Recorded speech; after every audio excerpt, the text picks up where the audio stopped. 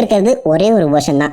கிரீக்ல இருக்க அந்த கிரேட்டோஸ் தான். ஸோ அவர் அங்க கிரேக்கத்துல பிறந்தாரு. அவருடைய அப்பா ஒரு காட், அம்மா ஒரு ஸ்பார்டன். அப்படி இருக்கும்போது இவர் டெமி காட், இவருடைய அப்பா தான் ஜியூஸ். ஸோ பிறக்கும் போதே இவர் ஒரு டெமி காடா தான் பிறக்கிறாரு. ஸோ சாதாரணமாவே காட் பிசியாலஜி இந்த பக்கம் நம்ம கிரேட்டோஸ் கிட்ட இருக்கதான் செய்யுது. அண்ட் ஸ்ட்ரென்த்தை வந்து நீங்க கால்குலேட் பண்றது ரொம்பவே கஷ்டம். நம்ம கிரேட்டோஸ் கிட்ட என்ன ஸ்பெஷல் பவர் இருக்குன்னு தெரியல. பட் கிடைச்சிருக்க அந்த ரிப்போர்ட்ஸ் அண்ட் லோரை வச்சு பார்க்கும்போது கிரேட்டோஸால மற்றவங்களுடைய எனர்ஜியை அப்சர்வ் பண்ணிக்க முடியும். ஸோ கிரேட்டோஸ் இப்போ வரைக்குமே ஏகப்பட்ட கடவுளை கொண்டு இருக்காரு. எல்லா கடவுளை கொள்ளும் போதும் அவங்களுடைய ஸ்ட்ரென்த், அவங்களுடைய ஸ்டாமினான்னு சொல்லி ஒவ்வொரு கடவுளோட ஸ்பெசிபிக் பவர் வந்து பார்த்தீங்கன்னா நம்ம கிரேட்டோஸ் அப்சர்வ் பண்ணிக்கிட்டே இருப்பாரு. அந்த வகையில் அவர் ஒவ்வொரு கில்ல எடுக்க எடுக்க அதிகமாக ஸ்ட்ரென்த்தாக மாறுறதையுமே தாண்டி அந்த ஸ்ட்ரென்த் எப்போதுமே கிரேட்டஸ் உடம்புல ஃபிக்ஸடாக இருக்கும். எப்போ வேணும்னாலும் அந்த ஸ்ட்ரென்த்தை நம்ம கிரேட்டஸால யூஸ் பண்ணிக்க முடியும். மேஜிக், எனர்ஜி, லைஃப் அப்சர்ப்ஷன் சொல்லி எல்லா விதமான அப்சர்விங் பவருமே கிரேட்டஸ் கிட்ட இருக்கு. அந்த வகையில் ஸ்ட்ரென்த்தையுமே அப்சர்வ் பண்ணி பல கடவுளோட ஸ்ட்ரென்த்தை தனக்குள்ள அடக்கி வச்சிருக்காரு.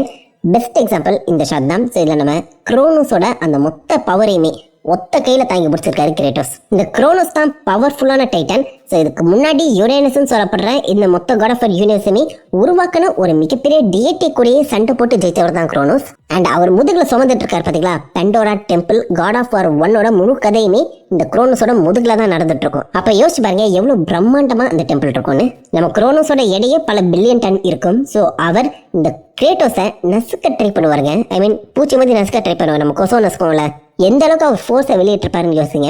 அது எல்லாத்தையுமே ஒத்த கையில கிரேட்டோஸ் ஒத்த கையில சமாளிச்சிருக்காரு. அதை தொடர்ந்து அட்லஸ் தெரியும்ல எல்லாருக்குமே, அந்த மொத்த கிரேக்கஸ் கையுமே வந்து பார்த்தீங்கன்னா அவர் தான் ஹோல்ட் பண்ணி வச்சிருக்க மாதிரி சொல்லுவாங்க. மொத்த அந்த கிரேக்கத்தையுமே அவர் தான் ஹோல்ட் பண்ணியிருக்காரு. எல்லா இன்ஃபைனைட் லெவல் ஆஃப் கையுமே இந்த பக்கம் அட்லஸ் தான் ஹோல்ட் பண்ணியிருப்பாரு. அவருமே அவரோட ஸ்ட்ரென்த்தை யூஸ் பண்ணி நம்ம கிரேட்டஸ் நஸ்க ட்ரை பண்ணும்போது அவராலுமே ஒன்றும் பிடிக்க முடியாது. அவர் அங்கிருந்து கிளம்பி நார்த் மித்தாலஜிக்கு வந்திருப்பாரு. அந்த இடத்துலையுமே லிட்டரலா இந்த டிரோட டெம்பிள் இருக்கும்லங்க, டிரோட அந்த கோயில் அலாக்கா தூக்கி மலாக்கா போட்டிருப்பாரு. அவ்வளோ பெரிய ஒரு கோயிலை அசால்ட்டா திருப்பி போட்டிருப்பாருங்க, தோசை திருப்புற மாதிரி. அவ்வளோ ஏங்க இப்போ லேட்டஸ்ட்டாக வல்ஹாலா எல்லாருமே விளையாடி இருப்பீங்கன்னு நினைக்கிறேன்.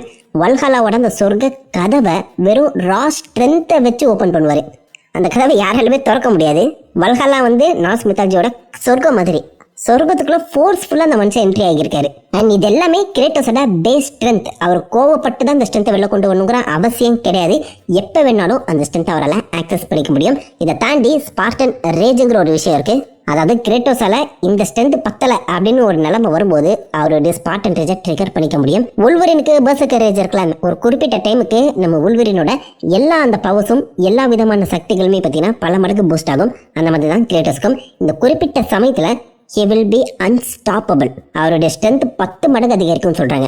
Already over power, over strength வச்சிருக்க நம்ம கிரேட்டோஸோட அதிகப்படியான சக்திகள் இன்னும் 10 மடங்கு அதிகரிக்கும். இந்த சமயத்துல கிரேட்டோஸ் will be unstoppable.